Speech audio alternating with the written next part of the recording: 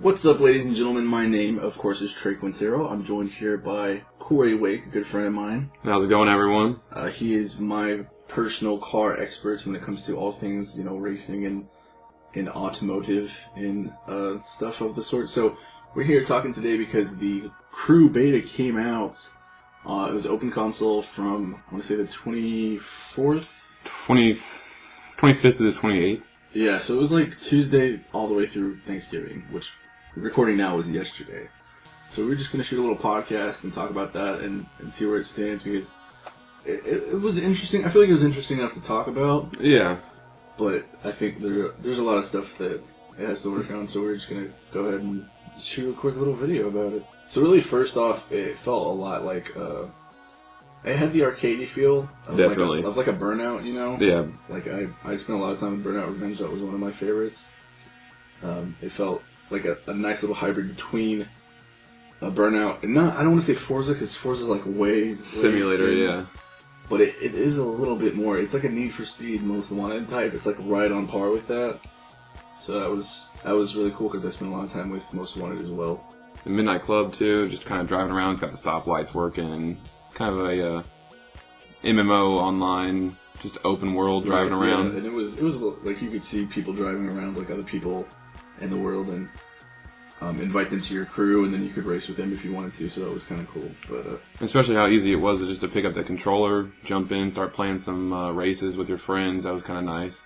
You'd have to get into it a little bit before you can play the complete multiplayer part. Yeah, there's a few missions, the obligatory tutorial missions before you can actually like open up the main world and all that stuff. But go ahead, and we're going to talk about pros real quick. What I liked about it immediately, because as soon as you load the game up, it's like it puts you, like there's a cutscene, like a cinematic, and he's like being chased by the cops. Yeah. And then it seamlessly puts you into the driver's spot, and you have to get away from these cops, which I thought was really cool. I was like, better be ready. You got that Ford Raptor. They threw you in the off-road to begin with, kind of nice. Change it up. It's not just on-road. And the music was amazing. Like, it was music that I would see myself driving to if I was doing like off-road stupid stuff. It was kind of dumb though. I felt that it was kind of stupid that, like, as soon as you reach the point that you're supposed to go, the cops just disappear. Yeah. They just don't care anymore. Oh, he's gone. He's out of sight, guys. Turn around. He hit that blue mark on the ground. We gotta go back home. But other than that, it was pretty cool. You just like pick up and play. It does that with the races too a lot. It'll do the cinematic of like the racers like approaching the line, and then immediately swoop in and put you behind the wheel, which is cool. Yeah, and on the presentation of it, I mean, definitely an arcade feel, like we kind of mentioned before with the Need for Speed area, which depends on what kind of racer you like. If you like the sim or an arcade feel, it's kind of a nice mix that I could feel. Yeah. I know we're just used to sim a lot. We have had a lot of time with Forza and stuff that's a little bit more complicated. And I think that this kind of wanted to bridge the gap, kind of like it did, but at the same time, it has a lot of stuff to work on. Definitely. For instance, on Forza, you'd press B and Y to switch gears. On this, it's the joystick up and down, and it's not nearly as responsive as you would think. So it creates the neutral, which I don't think Forza does. No, you have the clutch on. You can use it. You can drop the clutch on Forza. There's no neutral gear. Which seems a little redundant. It's pointless to just stall. It's so dumb. So many police chases ended because I was stuck in neutral. Right, because you would try and back up, and then I would hit a double click real fast. You'd think that would work, and it doesn't. No, it's a little slow on the controls. I think that needs to be switched to be more like Forza.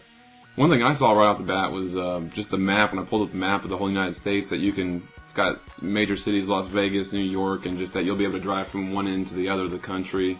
Yeah. And it was pretty realistic feeling on the distance. That it wasn't like you drove 10 minutes and made it across the country. Right. Well, it was like, because you start up in Detroit, and I tried to drive to Dallas, and it took a long while. Yeah, you get distracted to all these other side missions before you even get down to your destination. For as fast as you go, it did take me a good time to make it down over to Dallas, but it's really cool.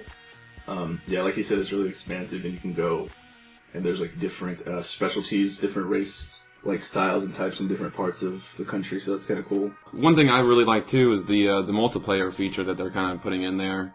You can do co-op races. You pull up to a start of a mission, like a storyline mission race, and you can just invite your friends that are in your crew, and they can accept or decline no matter where they're at in the game. Oh, in the world, yeah. Yeah, and then it'll fast travel them there, and you start up together and anything like that. Now, it didn't reward you as far as being together. I don't think there was a crew thing. Co-op bonus. Yeah. But it was cool. Co-op, it doesn't sound like racing with your friends would be that different, but the thing about it was that if I was racing with Corey, we would both win. So, like, if Corey got first in the race, I would still get first. So that kind of opens it up to some new gameplay, where there were times where Corey would be straight racing, and I'm trying to keep people off of him, so that he's, like, not being, bugged or distracted by these people. But one problem I did have with this game is that there would be, like in Burnout, how there were shortcuts. Oh, yeah. But the jumps, man, you would hit the jump and you would be just like a little bit off, and then you would just go flying. Barrel rolls, who knows where you're going to land it's at. So ridiculous. Like, some of the shortcuts don't make any sense, and they don't actually make your life any easier. Yeah. On Crew, also kind of different than Forza or some of them. It's not just straight racing on a track or anything like that. They really have a wide variety of missions that kind of keep it fresh in there. There was one mission that we kind of, I remember playing the hunting one when we were trying to chase down a truck out in the desert, and you got to hit him and take off so much damage, and you kind of take over. He's kind of like a player in the street club in that area, so you're trying to knock him out. And what's cool about that, I don't want to interrupt you while you're talking about it, but what I wanted a little note on that mission is that the presentation of this game is really cool because it just doesn't give a shit at all about what you think about what it's trying to be. Yeah. Because it's this nice little like attitude presentation hybrid of like a Fast and Furious and Need for Speed put together, like that cinematic race style and that attitude and that like punk douchebag kind of thing, you know what I mean? And it's like one of those guilty pleasure things, but to prove that this game doesn't care about what you think, for that hunting mission, it gives you an off-road Porsche, and it's just like the weirdest. It looks like a dune buggy. It's just the weirdest concept to me to have a Porsche that would be so far off-road like that. But that was a fun mission. Oh yeah, definitely. And it took us a couple times to get it. We had to change our strategy. It wasn't just try to get from point A to point B. Yeah. You were going for a target that's moving. And the AI was decent. It wasn't super smart. But definitely got us a few times. Yeah, it wasn't genius. It was that his truck was spec'd out so much, and it was cool because it relied, like, you needed a lot of communication. Yeah. You needed a lot of planning for stuff like that. So it wasn't like you're just going to go in there and do it. It's like if you're going in there with your crew, you have to use each other. Yeah, that's the whole thing is that this crew thing that they keep putting out there is really heavy in like live multiplayer, racing against your friends, being right there with them. And it seems like a lot of the gameplay is going to be that you're never going to drive alone, really, that you can get on and just drive with anybody. Join new clubs and all that kind of stuff. So that was pretty cool. I feel like that's going to be where this game's strength is that it's like so many races are out there. Like I think the new Most Wanted will do it where it's like it'll put you up against the time trial of like your rival's ghost. Instead of playing against them, which is cool if you're not on at the same time. Then it's like, hey, it's kind of like you're playing with this person. It's like Words with Friends, how like I can put in a move, and then just go to work or whatever, and you can put in a move, and then it'll be there waiting for me when I'm ready. So that part of that is cool, but it relied a whole lot on live multiplayer, you being there, with your friends, and that's not something a whole lot of racing games are doing, especially Forza. Forza is so simmed out that co-op is really just pointless. Yeah, it's kind of, you know what I mean? Go for your own, but there is quite a bit on Forza as far as multiplayer goes, online, especially with Horizon 2. But then with Crew, kind of a downfall I think is depending on what kind of racer you want. Again, the tuning and how you can adjust your cars and everything is not too expansive on here, which is definitely good for first-time racer players. Right, if you're new to racing. Yeah, because it kind of, as you drive along, you do these skill missions and you get air filter upgrades, and it seemed like almost anything was. You could equip it, and it was a definite upgrade no matter what. It was immediately better, and that's something I was talking with Corey about before we started. Is that like you would unlock an upgrade, and of course, the word upgrade means it's better, obviously, but it's like it would help every aspect of your car. Yeah, and it's not like it would take away. Like on Forza, like I can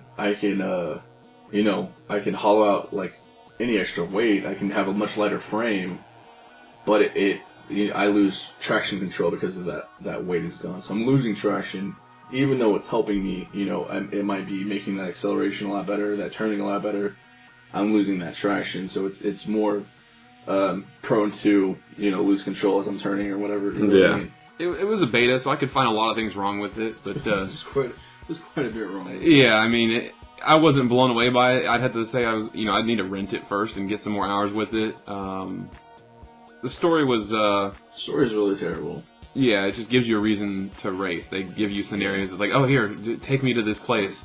It's like, oh, your brother died. Your brother dies in the first 5 minutes. So it's like, and you got the murder weapon in your car and shit. So it's like, it just gives you an excuse to be a race. It's just a reason for why all this racing is happening. And of course, you got the NOS. You can't forget the NOS on this game. It seemed kind of useless at certain times, but it did its job when you needed it to on that last stretch sometimes.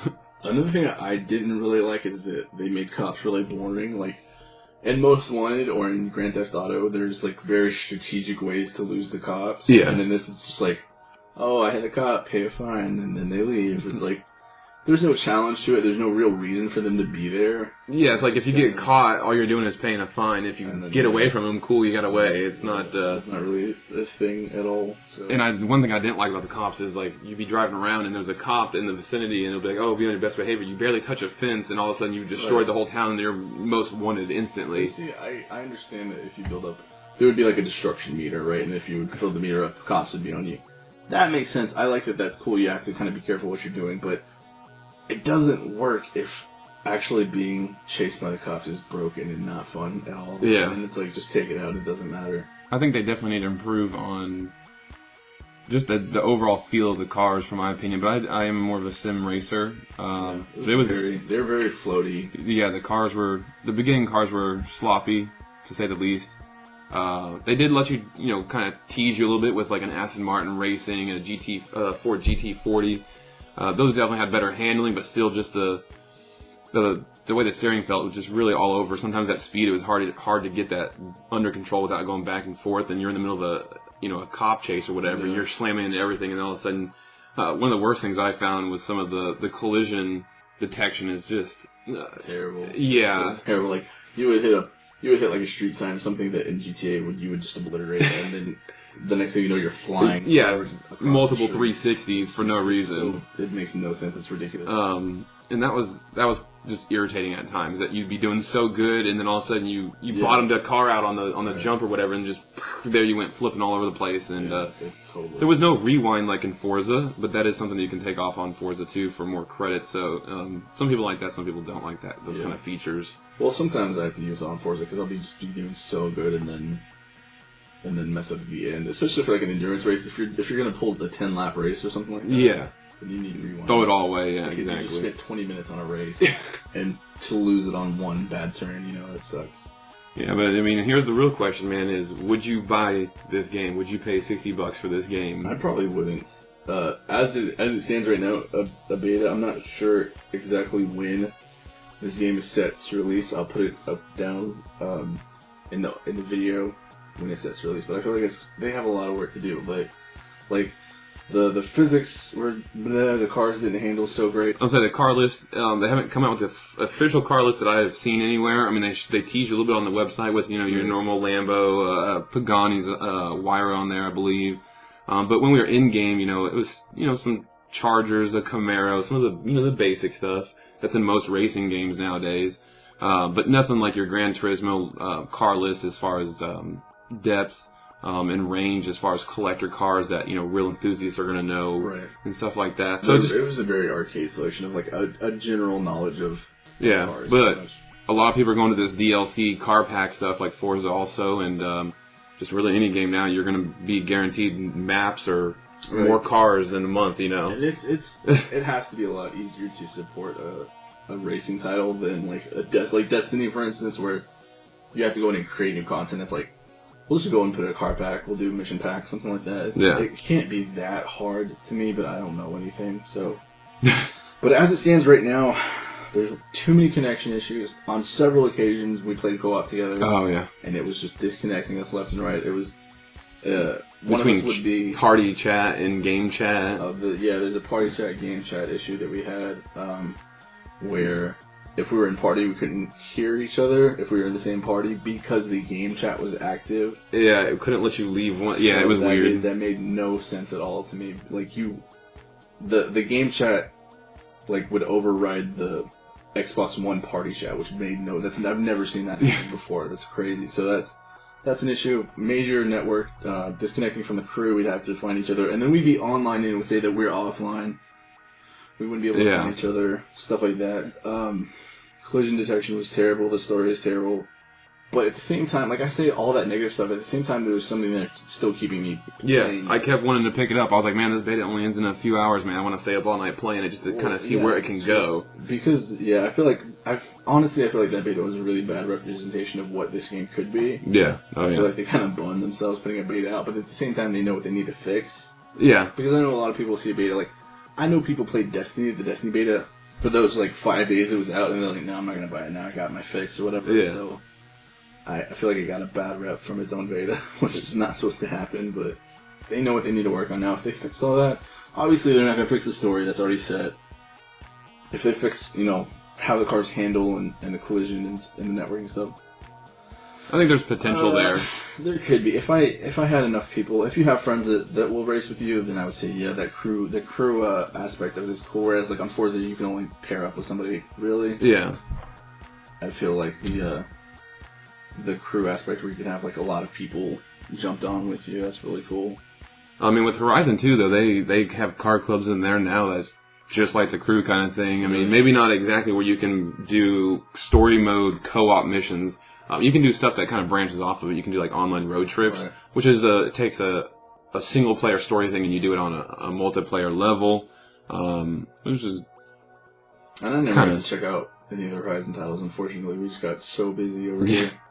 So I'd love to go back there, but we do think that this is something to look out for if you're a racing fan. That's obviously why we're here making a video about it. But I enjoyed most of the time I had with it. If you're not having fun with the game by itself, then you can have a lot of fun with your friends making fun of the game. Yeah. It's one of those type of things. So I would recommend at least checking it out for any of the racing fans. If you like Need for Speed or stuff like that, Midnight Club, then I think this would be good for you. Yeah, and if you're into the hardcore Sims, Gran Turismo, Forza, you may be a little disappointed in certain aspects of it. I would shy away from this. What it lacks in, the in-depth, like the gearbox is terrible on the joystick. It doesn't feel right. I feel like it makes up for with aesthetics. So if you're not like hardcore, then I think you might enjoy just the attitude, the way this game feels. Mm-hmm. I personally don't think, like, let's say they fixed all the networking, all the collision detection, all that stuff, the way the cars handle. I don't really think multiplayer is enough to keep people coming back. Yeah, it's not to really stand out of the crowd, I think. I mean, like how it changed it up with that hunting mission. We had to hunt that guy down and like bust up his car. That changed it up. That made it a lot cooler than I thought it would be. Instead of just monotonous racing the whole time. Yeah, and I think it's gonna be open on all consoles too, on all platforms. Yeah. So it's not really one of those things like Forza or Gran Turismo where you have to have that console to get it. Right. Now I don't think you can play between the two network servers. I don't think that usually doesn't happen. So, yeah, that's not normally a thing. But I played it on both PS4 and Xbox One. There's no difference. There's literally no difference at all in connectivity or gameplay, frame rate, fidelity. Nothing like that is a huge difference. So it's not like you're missing out on either one. It's going to be about which console your friends are getting it on. Mm-hmm.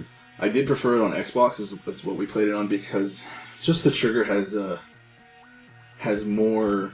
I don't know what the word is I'm looking for.